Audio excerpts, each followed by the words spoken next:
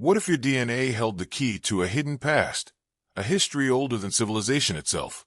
In the heart of Northern Europe, a mysterious genetic legacy has survived the rise and fall of empires. The people of the Baltic, Lithuanians, Latvians, and Estonians, carry a DNA signature unlike any other in Europe. It's a genetic fingerprint that has puzzled scientists for decades.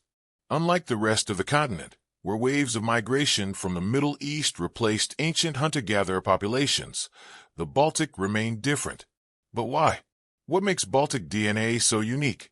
And could it hold the last surviving traces of prehistoric Europeans?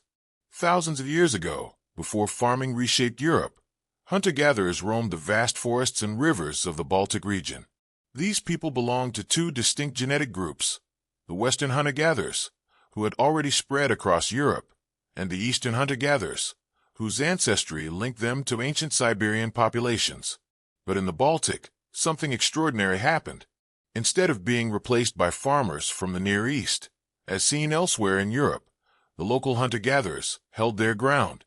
Genetic studies reveal that they remained dominant in the region for thousands of years, long after farming had taken over Central and Western Europe. This is one of the greatest mysteries of European prehistory. Why didn't the genetic wave of Neolithic farmers reach the Baltic the same way it transformed the rest of the continent? The answer lies in something unique to the Baltic region: cultural resistance. Archaeological evidence shows that the first signs of farming and pottery appeared in the Baltic, but not because of incoming migrants. Instead, the local hunter-gatherers seem to have adopted these technologies through trade and cultural exchange, rather than through genetic mixing. Unlike Central Europe, where Near Eastern farmers migrated in large numbers and intermarried with local populations, in the Baltic, there was little to no genetic impact from these early farmers. This suggests an incredible level of isolation. It's as if the Baltic people lived in their own world, absorbing new ideas, but keeping their bloodlines distinct. But there's something even more intriguing hidden within Baltic DNA. A closer look at the Y chromosome, passed down from father to son, tells a fascinating story. The dominant haplogroups in the Baltic today are R1a and N, a combination rarely seen together.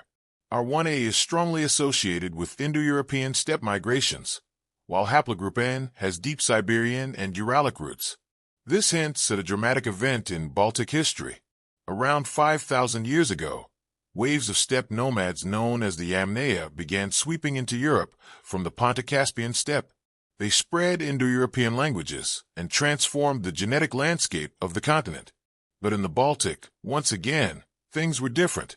Instead of completely replacing the local populations, as they did in Central Europe, they merged with them. The result was a unique blend of steppe and ancient European ancestry that still defines Baltic populations today. The blood of the Baltic people holds another secret. Unlike most of Europe, where type O and type A blood are the most common, the Baltic region has an unusually high frequency of type B blood. Even more mysterious is the high occurrence of Rh-negative blood, a trait more commonly found in isolated or ancient populations.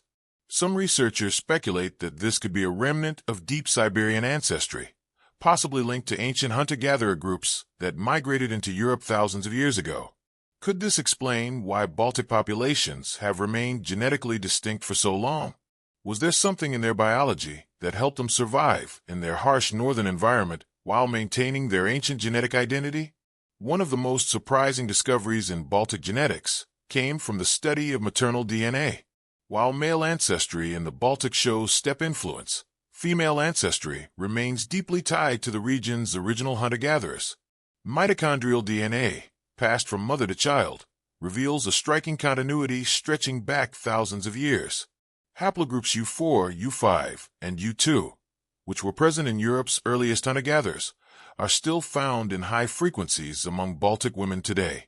This suggests that while men from the steppe may have arrived and mixed with the local population, the Baltic women, descendants of the original inhabitants, continued to pass down their ancient lineage. It's as if the genetic memory of prehistoric Europe lives on in their DNA. But the biggest twist in the story of Baltic DNA came during the Bronze Age. Around 3000 BCE, a second major wave of steppe ancestry arrived in the region. This was the spread of the corded ware culture, closely linked to the Amnea. In most of Europe, this led to a total transformation. Hunter-gatherer ancestry nearly disappeared as steppe ancestry took over. But once again, the Baltic defied the pattern. Instead of fully integrating with the new migrants, Baltic populations held onto their hunter-gatherer roots. In fact, genetic studies show that, over time, the ancient ancestry of the region resurfaced, something almost unheard of in the rest of Europe. It's as if the Baltic people had a genetic shield, a resistance to the sweeping changes that reshaped the continent. Today, Baltic populations remain one of the most genetically distinct groups in Europe. Lithuanians, Latvians, and Estonians have some of the highest levels of Mesolithic hunter-gatherer ancestry, far more than their Slavic, Scandinavian, or Germanic neighbors. This raises an important question. Are the Baltic people the last remnants of prehistoric Europe? Have they preserved a genetic legacy that has been lost everywhere else? Some scientists believe that the Baltic region serves as a living time capsule, a place where the ancient DNA of Europe's first inhabitants has survived against all odds. But this is just the beginning of the story. There are still so many unanswered questions about Baltic DNA. How did these populations manage to resist the waves of migration that changed the rest of Europe? What role did their environment, culture, and even their unique blood traits play in their survival? And could future genetic research unlock even more secrets hidden deep within their DNA? One thing is certain, the past is never truly gone. It lives on, encoded in our DNA, waiting to be discovered.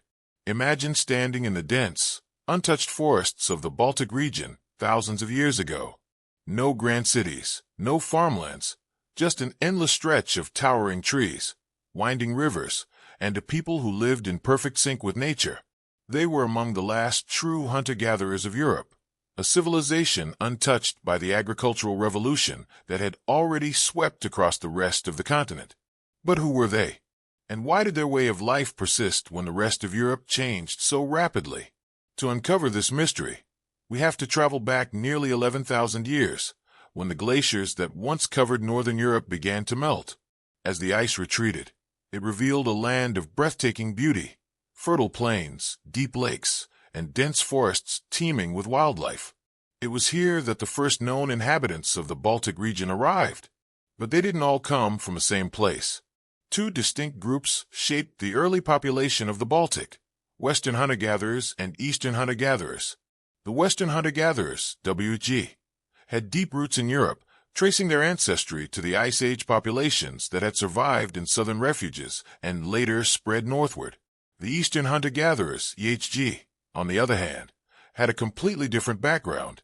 Their ancestry stretched far beyond Europe, reaching into the vast plains of Siberia, where they shared distant connections with ancient populations from as far east as the Altai Mountains. When these two groups met in the Baltic, something extraordinary happened. Unlike other parts of Europe, where one group often replaced the other, in the Baltic, they merged. This created a unique genetic blueprint, one that would define Baltic populations for millennia to come. But the story doesn't end there. While the rest of Europe experienced rapid change with the arrival of agriculture, the Baltic remained different. The genetic analysis of ancient remains from the region reveals a shocking truth. For thousands of years, Baltic populations showed almost no genetic mixing with incoming Neolithic farmers. This is unlike what we see in Central and Western Europe, where Near Eastern farmers completely transformed the gene pool. So, why did the Baltic resist this massive migration? One possible explanation lies in geography. The Baltic region was not an easy place to settle. Its vast forests and cold climate made large-scale farming difficult. Unlike the rich, open plains of Central Europe, which were ideal for agriculture, the Baltic's dense woodlands and marshlands posed a challenge for early farmers. This might have acted as a natural barrier, preventing large numbers of migrants from settling and mixing with the native populations. But geography alone doesn't explain everything. There's another, even more fascinating reason: cultural resistance. Archaeological discoveries suggest that Baltic hunter-gatherers weren't just passive observers of the Neolithic Revolution. Instead of being replaced by farmers, they selectively adopted new technologies on their own terms. Pottery, for example, appears in the Baltic long before large-scale farming. This suggests that these communities were in contact with early farming cultures, learning from them, but without intermarrying or changing their way of life. It's an unusual pattern, one that suggests these early Baltic people weren't just isolated by geography, but also by choice. They had a strong identity, a deep-rooted tradition that made them different from the populations that surrounded them. But how long could they hold out against the tides of history? By the time we reach the late Mesolithic and early Neolithic periods, a new culture begins to emerge, the Kunda and Narva cultures. These groups continued the hunter-gatherer traditions of their ancestors, but began incorporating elements from farming societies to the south. What's astonishing is that even at this stage, their genetic profile remained nearly identical to the first settlers of the Baltic. While their neighbors in Central Europe had already been transformed by Near Eastern genetic influence, the Baltic remained a stronghold of the old European ancestry. This continuity is almost unheard of in European history. It's as if the first people to set foot in the Baltic left such a deep genetic imprint that it remained unchanged for thousands of years. But the real question is, how did they survive for so long without being replaced? Was it sheer isolation, a strong cultural identity, or something hidden even deeper in their DNA? Perhaps the answer lies in their ability to adapt. While they resisted the full-scale transition to farming, they were not completely cut off from the rest of Europe. Trade networks stretched from the Baltic to the Black Sea, and even to the distant regions of Scandinavia and the Ural Mountains. Amber, a prized material found abundantly in the Baltic, became one of the most valuable commodities of the ancient world. It was traded for tools, weapons, and exotic goods from distant lands. This meant that while Baltic people kept their genetic identity intact, they were still deeply connected to the greater European world through commerce and cultural exchange. But even the most resilient cultures cannot resist change forever. As the centuries passed, pressures from expanding civilizations and new migrations began to challenge the old ways. The arrival of Indo-European steppe pastoralists in the late Neolithic would mark the beginning of a massive transformation in Baltic history. But even then, the people of the Baltic would not simply disappear. Instead, they would do what they had always done: adapt, absorb, and survive. The genetic legacy of these first Baltic people still exists today. Modern Lithuanians, Latvians, and Estonians have some of the highest levels of Western and Eastern hunter-gatherer ancestry of any population in Europe. This means that, in many ways, they are the direct descendants of those ancient settlers who first walked these lands thousands of years ago. Their DNA carries the story of a people who defied the odds, who resisted the great waves of migration that shaped the rest of Europe, and who managed to hold onto a genetic identity that is as old as the continent itself. But this is only the beginning of the story. The arrival of new civilizations would test the resilience of the Baltic people like never before. What happened when the warriors of the steppe arrived? Did they finally change the genetic makeup of the region? Or did the Baltic people, once again, find a way to maintain their ancient lineage? DNA is like a time machine.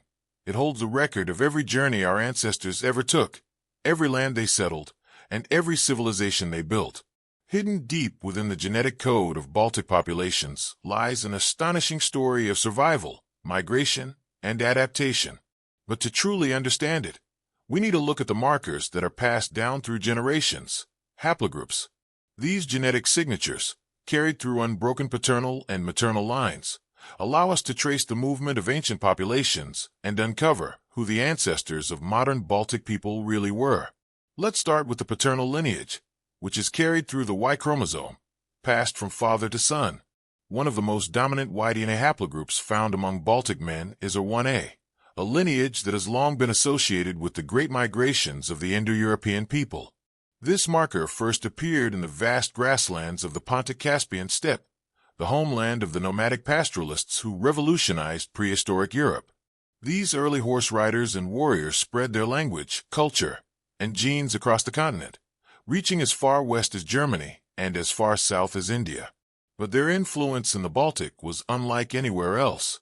Unlike other regions, where Indo-European migrations resulted in complete genetic shifts, here, the steppe DNA mixed with an already strong hunter-gatherer presence, creating a unique blend that still defines Baltic populations today. But our 1A isn't the only haplogroup that tells the story of Baltic ancestry. Another major lineage, haplogroup N, is also found in high frequencies among Baltic men, particularly in Estonia and northern Latvia. This marker has a completely different origin. It traces back to the ancient forests and tundras of Siberia. Carried by the ancestors of Uralic-speaking populations, it is linked to a vast genetic network stretching across Finland, northern Russia, and parts of Central Asia. The presence of haplogroup N in the Baltics suggests an important connection between early Uralic and Indo-European societies. But how did these two vastly different lineages come to exist side by side? The answer lies in a complex history of interactions, alliances, and shifting cultural boundaries that played out over thousands of years. While the Y chromosome tells the story of male ancestry, the maternal lineage reveals a different but equally fascinating journey. Mitochondrial DNA, which is passed from mother to child, shows a striking continuity in the Baltic that dates back to the earliest hunter-gatherer populations. The most common maternal haplogroups found in the region, U5, U4, and U2, are some of the oldest genetic lineages in Europe. These markers are directly linked to the Mesolithic foragers, who once roamed the vast, untamed landscapes of prehistoric Europe. What's remarkable is that, despite thousands of years of migrations and cultural changes, these maternal lineages remain largely unchanged in modern Baltic populations. This suggests that, while new groups of men arrived over time, the original Baltic women continued to pass down their ancient genetic heritage. This pattern hints at a fascinating social structure in the ancient Baltic world. Unlike in some other parts of Europe, where migrations often brought large groups of both men and women, the genetic evidence suggests that in the Baltic, incoming groups were mostly male-dominated. Whether through trade, warfare, or alliances, these steppe and Uralic men integrated into existing Baltic societies, while the local women remained the key carriers of the region's genetic legacy. Another intriguing genetic marker found in the Baltic is haplogroup H, a lineage that is commonly associated with Neolithic farmers. In Central and Western Europe, this marker spread rapidly with the expansion of agriculture. However, in the Baltic, its presence is much lower, further reinforcing the idea that farming did not arrive here through mass migration, but rather through cultural exchange. The scarcity of haplogroup H in the region is another indicator of how the Baltic resisted the large-scale population shifts that reshaped the rest of Europe. Haplogroups don't just tell us where people came from. They also reveal how they adapted to their environments. For example, genetic studies show that ancient Baltic populations had a higher frequency of traits associated with light skin and light eyes, a characteristic that became more common in northern latitudes due to the need for increased vitamin D absorption in low sunlight environments. Additionally, researchers have discovered that some genetic adaptations in Baltic populations are linked to cold resistance, potentially inherited from their deep Siberian connections. These small but crucial genetic changes gave them an advantage in their harsh, northern climate, allowing them to thrive where others may have struggled. The combination of our 1A from a steppe, N from Siberian Uralic populations, and U5 from the first European hunter-gatherers makes Baltic DNA one of the most unique in the world. Unlike many other European populations that underwent large genetic shifts due to migration, the Baltic maintained a strong genetic continuity while selectively integrating new influences. This has made modern Baltic populations some of the closest living representatives of Europe's ancient past. But the story of Baltic haplogroups is far from over. New research is constantly uncovering more details about how these genetic lineages interacted, evolved, and shaped the populations we see today. Could there still be undiscovered genetic signatures hidden within the Baltic that tell an even older story? As DNA technology advances, the secrets buried in these ancient lineages may finally come to light. In most of Europe, the dawn of farming was a revolution that changed everything. Nomadic hunter-gatherers were replaced by settled agriculturalists, villages sprang up, and entire populations were transformed as farmers from the Near East spread across the continent. But in the Baltic region, something completely different happened. While agriculture reshaped Central and Western Europe almost overnight, the Baltic resisted this wave of change for thousands of years. Why did the people of this region take so long to embrace farming? And when they finally did, Why was it so different from anywhere else in Europe? The introduction of farming in Europe is usually linked to a massive migration of people from the Near East, who brought domesticated crops and livestock with them. These newcomers mixed with local populations, leading to a genetic and cultural shift. But when researchers studied ancient DNA from the Baltic, they found something shocking. For thousands of years, there was no genetic impact from these early farmers. Unlike the rest of Europe, where local hunter-gatherers interbred with migrants from Anatolia, Baltic populations remained nearly identical to their Mesolithic ancestors. This means that, for centuries, they lived side by side with agricultural societies, but chose not to mix with them. So, how did agriculture finally reach the Baltic? Instead of arriving through mass migration, it seems to have spread as an idea, not as a people. Archaeological evidence shows that Baltic communities gradually began adopting elements of farming while still maintaining many of their hunter-gatherer traditions. This was not a sudden revolution, but a slow, selective process, one that took thousands of years. One of the earliest signs of this transition can be seen in pottery. Before farming arrived, Baltic hunter-gatherers were already making ceramic vessels, something that was uncommon among other foraging societies in Europe. The earliest pottery in the region, linked to the Narva and combed ceramic cultures, shows striking similarities to the ceramics of early farming societies. This suggests that these communities had contact with their agricultural neighbors, but were in no rush to abandon their way of life. They adopted useful technologies, but on their own terms. Another clue comes from the first signs of domesticated plants in the Baltic. Unlike Central Europe, where wheat and barley became dietary staples almost immediately, early Baltic communities continued relying on wild foods long after farming had spread elsewhere. Pollen analysis from ancient soil layers reveals that, even as cereal grains started appearing in the Baltic, forests remained largely untouched. This suggests that farming was a supplementary practice rather than the dominant way of life. But why did the Baltic resist full-scale agriculture for so long? The answer lies in the environment. The cold, wet climate of the region made traditional Near Eastern farming techniques less effective. Crops that thrived in the warm, fertile lands of the Mediterranean struggled to grow in the Baltic's dense forests and short growing seasons. Instead of clearing vast lands for agriculture, as was done in other parts of Europe, Baltic communities developed a hybrid system, one that combined small-scale cultivation with traditional fishing, hunting, and foraging. This unique approach allowed Baltic people to retain their independence and flexibility.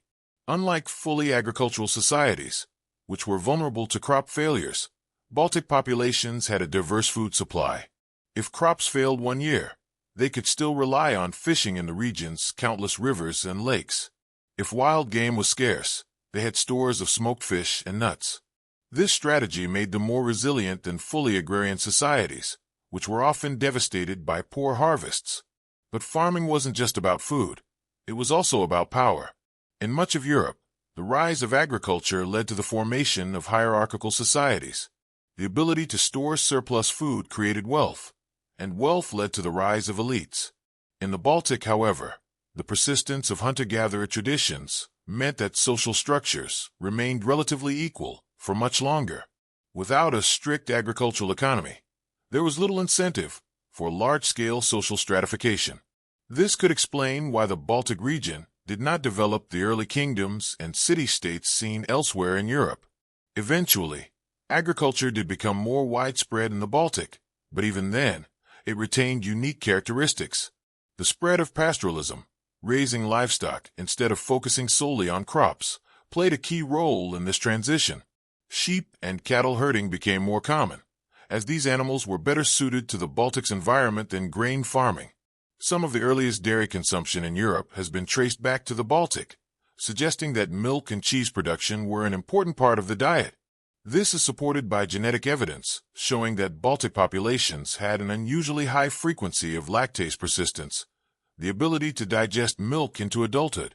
This trait became common in Europe due to dairy farming, and its presence in the Baltic suggests that milk-based pastoralism played a key role in their adaptation to agriculture.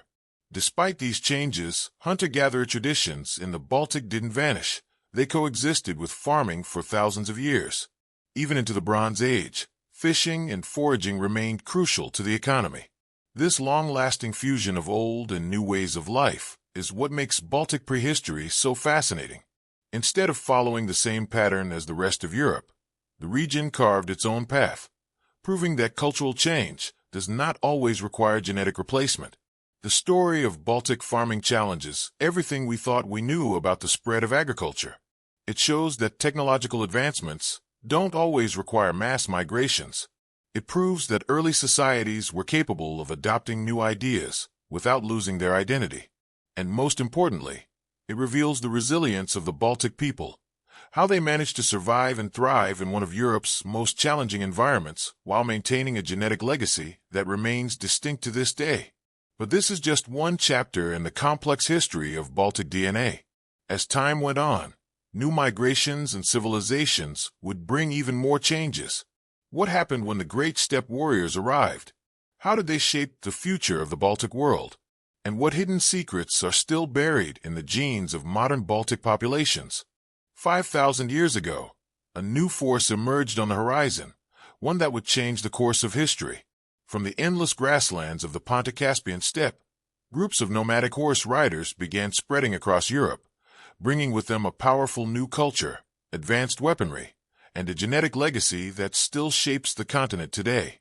These were the people of the Yamnaya culture, the ancestors of the Indo-Europeans. Their arrival marked one of the most significant population shifts in European prehistory. But what impact did they have on the Baltic region? Did they sweep away the old hunter-gatherer and early farming populations as they did elsewhere? Or did the Baltic once again resist the tide of change? At the heart of this migration was the corded ware culture, the archaeological imprint of the steppe expansion into Europe. These people were unlike any who had come before. They were highly mobile, using domesticated horses and wheeled carts to travel vast distances. They carried new burial traditions, leaving behind distinctive graves marked by stone circles and single inhumations. And most importantly, they introduced an entirely new genetic component to Europe, a mixture of Eastern European hunter-gatherers and ancient Siberian populations. When geneticists analyze DNA from Baltic remains dating to the late Neolithic and early Bronze Age, they found a sudden and dramatic shift. Before the arrival of the corded ware culture, Baltic populations had remained remarkably stable for thousands of years, showing almost no influence from the Neolithic farmers of Central Europe. But with the appearance of these steppe nomads, the genetic landscape of the Baltic began to change. One of the most striking findings was the introduction of a completely new Y-chromosome lineage, haplogroup R1a Z645, which is still found in high frequencies among modern Baltic populations. This marker is directly linked to the steppe migrations and is associated with the spread of Indo-European languages. But what's fascinating is that, unlike in other parts of Europe where steppe ancestry quickly became dominant, in the Baltic, it blended with the existing genetic structure rather than replacing it entirely. This suggests a more complex process, one that involved integration rather than wholesale population replacement. So how did the arrival of the steppe warriors change life in the Baltic? One of the most obvious transformations was in burial customs. Earlier Baltic societies had favored communal burials, often in large pit graves. But with the rise of the corded ware culture, a new tradition took hold: single burials, with bodies placed in a supine position and accompanied by weapons, drinking vessels, and battle axes. This shift in funerary practices suggests not just genetic influence, but also the adoption of steppe cultural elements. Another major change was in warfare and social organization. The corded ware people introduced a warrior-based society, one that prioritized strength, mobility, and combat skills. The use of horses and advanced weaponry, such as battle axes and early forms of swords, gave them a significant advantage over more static farming and foraging communities. This could explain why steppe ancestry became so widespread. Elite warrior groups may have gained dominance, leading to the gradual absorption of their genetic and cultural traits into the existing Baltic populations. But despite these influences, the Baltic still retained a distinct identity. Unlike in Central Europe, where corded ware ancestry often completely replaced earlier genetic groups, in the Baltic, older hunter-gatherer and early agrarian lineages persisted alongside the steppe newcomers. This unique fusion suggests that, rather than being conquered outright, Local Baltic populations may have adopted elements of corded ware culture while maintaining their own traditions. One possible explanation for this resilience is geography. The dense forests, rivers, and marshlands of the Baltic provided natural barriers that may have limited large-scale migration. Unlike the open plains of Central Europe, where steppe horsemen could easily expand, the Baltic's terrain forced them to adapt to a different way of life. This may have slowed the spread of their genetic influence, allowing a more gradual process of integration rather than immediate displacement. Another key factor was trade. Instead of large-scale warfare, early Baltic societies may have interacted with the corded ware people through economic exchange. Amber, highly prized across Europe, was abundant in the Baltic region. Steppe nomads, who valued prestige goods, likely engaged in trade networks that brought them into contact with Baltic communities. This could have created a cultural blending process where Baltic people adopted steppe practices without losing their own heritage. Interestingly, the arrival of steppe ancestry in the Baltic also coincided with the rise of early metalworking. Bronze artifacts began appearing in the region, signaling the start of a new era. This suggests that, along with their genetic influence, the corded ware culture may have also introduced advanced technologies that helped shape Baltic societies for centuries to come.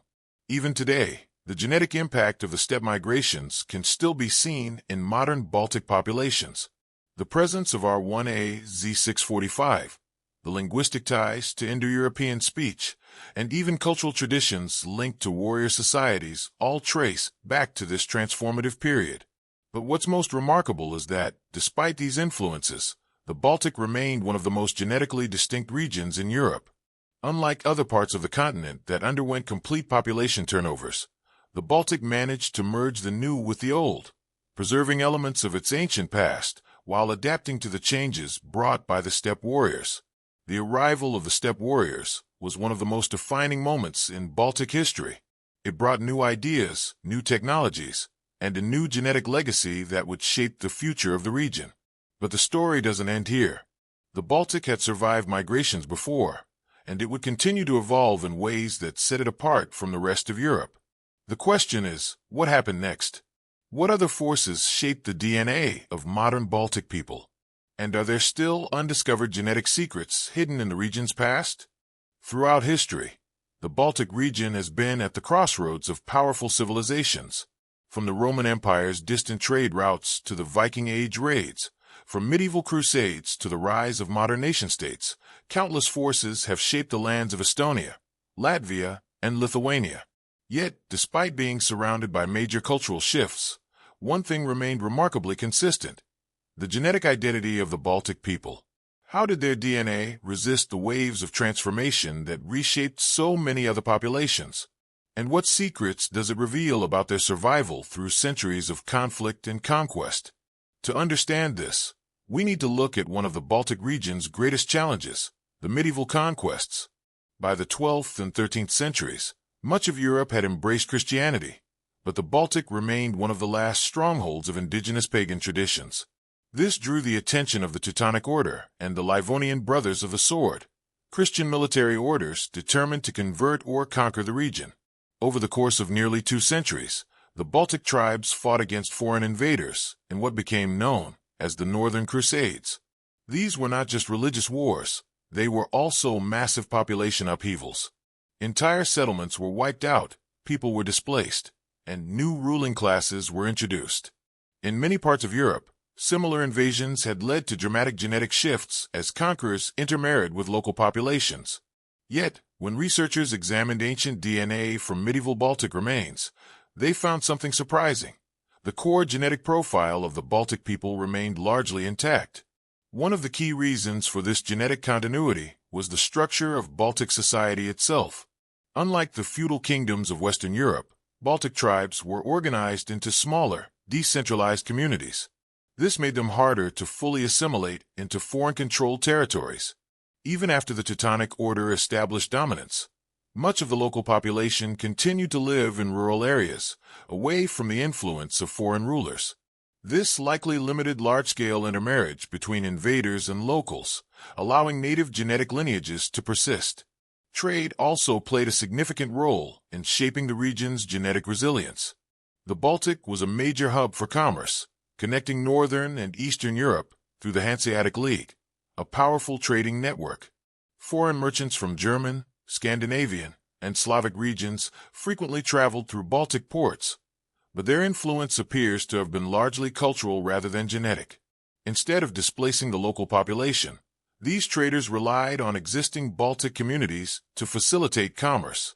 This may explain why genetic studies show only minor foreign admixture for medieval European populations, despite centuries of economic interaction. Another major test of Baltic DNA came with the expansion of the Grand Duchy of Lithuania. In the 14th and 15th centuries, Lithuania grew into one of the largest empires in Europe, stretching from the Baltic Sea to the Black Sea. This brought the Balts into close contact with Slavic, Turkic, and even Mongol populations. Yet, despite the political integration of these diverse groups, genetic studies indicate that the core Baltic gene pool remained distinct. How is this possible? One explanation is the way Lithuania expanded its influence. Unlike other empires that relied on mass colonization, Lithuania often ruled through local alliances. The Grand Duchy incorporated many different ethnic groups, but allowed them to maintain their own traditions and settlements. As a result, while cultural exchanges did occur, large-scale genetic mixing between Balts and other groups remained relatively limited. This genetic continuity persisted into the early modern period, even as new powers sought control over the region. The Polish-Lithuanian Commonwealth, the Swedish Empire, and the Russian Empire all vied for dominance over the Baltic lands, leading to wars, shifting borders, and political turmoil. Yet, through it all, the Baltic people managed to hold onto their genetic identity. Even during the 19th and 20th centuries, when mass industrialization and urbanization led to significant migrations across Europe, Baltic DNA remained unusually stable. While other regions saw greater genetic blending due to increased mobility, the Baltic populations continued to show a high degree of genetic continuity with their ancient ancestors. This suggests that, despite centuries of external pressures, the Baltic people retained a unique ability to preserve their ancestral lineage. So, what does this tell us about Baltic DNA today? Modern genetic studies reveal that Lithuanians, Latvians, and Estonians have some of the highest levels of Western and Eastern hunter-gatherer ancestry in all of Europe. This means that their genetic makeup remains one of the closest links to Europe's prehistoric past. Unlike many other European populations that experienced multiple genetic turnovers due to migrations and conquests, the Baltic people managed to absorb outside influences without losing their core identity. The survival of Baltic DNA is not just a story of genetics. It's a testament to the resilience of a people who, despite countless invasions and cultural shifts, maintained their ancestral roots. But how much longer can this genetic legacy remain untouched? In an era of globalization, will Baltic DNA continue to stand apart, or will it finally merge into the larger European gene pool? The Baltic region has long been considered a stronghold of Indo-European heritage, but beneath the surface of its genetic code lies a far older and more mysterious influence, one that stretches deep into the frozen landscapes of Siberia. This is the Uralic connection, a genetic signature that links the people of the Baltic to the ancient hunter-gatherers of the far north. But where did this ancestry come from? How did it integrate into the Baltic gene pool? And what clues does it provide about forgotten migrations that predate even the rise of Indo-European civilizations? One of the key markers of this Uralic influence is the Y chromosome haplogroup N, which is found in high frequencies among Finns, Estonians, and certain northern Baltic populations. Unlike the R1A haplogroup associated with steppe migrations, this lineage traces its roots back to Siberian and Northeast Asian populations, where it has been present for tens of thousands of years. This suggests that long before the great Indo-European expansions, a different wave of migration had already reached the Baltic, bringing with it a genetic legacy that still persists today. Ancient DNA evidence reveals that this Uralic-related ancestry likely arrived in multiple phases. The earliest traces appear in Mesolithic hunter-gatherers who occupied the forests and river valleys of northeastern Europe. These people were highly adapted to cold climates, relying on fishing, reindeer hunting, and foraging to survive. Unlike the Western hunter-gatherers, who dominated much of Europe, these early Uralic-related groups carried genetic adaptations for extreme environments, including traits linked to cold resistance and high-fat metabolism. But the true impact of the Uralic migrations became more pronounced during the Bronze Age, when a more substantial genetic influx from Siberia spread into the eastern Baltic. Archaeological evidence suggests that this movement was not a result of direct conquest, but rather gradual interaction, possibly through trade and intermarriage. The presence of Uralic languages in the region today, particularly in Estonia and parts of Latvia, hints at the cultural exchange that accompanied this genetic blending. However, despite the presence of Uralic ancestry, the Baltic remained distinct from fully Uralic-speaking regions, such as Finland. Genetic studies show that while modern Estonians have a significant Uralic component, Latvians and Lithuanians retained a stronger Indo-European influence. This suggests that, rather than replacing the local population, the Uralic arrivals integrated into existing societies, contributing to a genetic and linguistic fusion that shaped the region's identity. Another fascinating clue to this connection lies in ancient burial sites. In Estonia and northern Latvia, researchers have uncovered graves that contain elements of both steppe and Uralic traditions. Some individuals were buried with objects linked to Siberian cultures, such as bone tools and carved figurines, while others displayed burial practices associated with Indo-European warrior societies. This mix of traditions reflects the complex interactions that shaped the region over thousands of years. But perhaps the most intriguing evidence of Uralic influence is found in genetic traits related to physical adaptation. Studies show that populations in the Baltic and Finland share a unique combination of traits that are commonly found in Siberian groups, including variations in genes linked to skin pigmentation, immune response, and cold adaptation. These genetic signatures suggest that the ancient Uralic populations who settled in the region not only contributed to its linguistic and cultural diversity, but also helped shape the biological resilience of its people. Even today, the Uralic genetic legacy continues to spark debate among scientists. Some researchers believe that additional migrations from Siberia occurred much later than previously thought, possibly as recently as the Iron Age. Others argue that the Uralic influence in the Baltic was always minimal compared to its impact in Finland and northern Russia. What is clear, however, is that this hidden genetic connection challenges the traditional narrative of Baltic ancestry. It suggests that, rather than being shaped by a single wave of migration, the Baltic gene pool is the result of multiple layers of human movement, adaptation, and cultural exchange. But what does this mean for modern Baltic populations? Are there still undiscovered genetic markers that could reveal even older connections to Siberian ancestors? And could new research uncover more about how these early Uralic groups interacted with the Indo-European societies that would later dominate the region? Throughout history, the Baltic region has remained one of Europe's most genetically distinct areas. While waves of migration and cultural shifts have shaped its past, the genetic traits of modern Baltic populations still carry unique markers that set them apart. From rare blood types to unusual ancestry components, the DNA of the Baltic people reveals a story of survival, adaptation, and deep-rooted lineage. But what makes their genetic blueprint so different? And what clues does it offer about their origins? One of the most striking features of Baltic DNA is the high frequency of the B blood type. While this blood group is relatively rare in Western Europe, it appears at significantly higher rates among Baltic populations. Scientists believe this may be linked to ancient genetic contributions from Eastern European hunter-gatherers and later steppe migrations. The presence of B blood type has been traced back to populations that once roamed the Eurasian steppes, suggesting that this trait may have entered the Baltic gene pool through early interactions with nomadic groups. Another remarkable genetic trait in the Baltic region is the unusually high prevalence of Rh-negative blood. Rh-negative blood is found in only a small percentage of the global population, yet in certain areas of the Baltic, its frequency is much higher than the European average. The origins of this trait remain one of genetics' greatest mysteries, but some theories suggest that it could be linked to prehistoric hunter-gatherer populations who lived in isolation for thousands of years. This could indicate a deeper genetic connection to Europe's earliest inhabitants, who managed to preserve their distinct traits despite later migrations. But genetic uniqueness isn't just about blood types, it's also about ancestry. Studies have shown that Baltic populations have one of the highest percentages of Western hunter-gatherer (WHG) ancestry in all of Europe.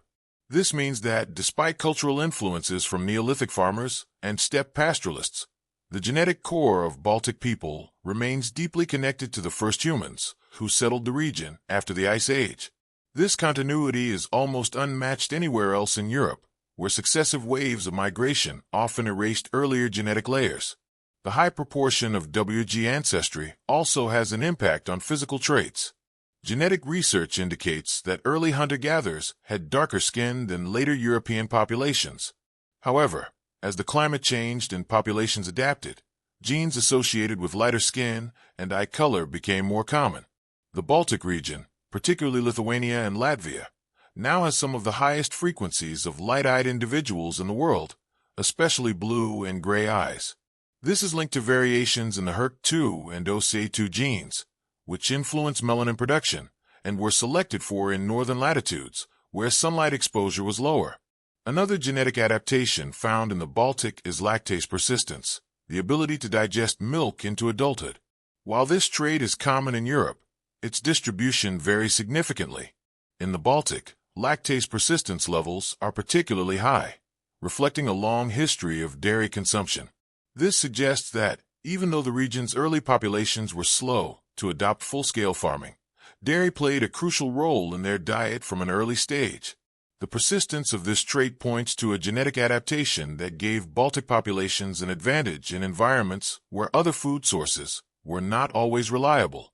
Immune system genetics also reveal some fascinating differences in Baltic DNA.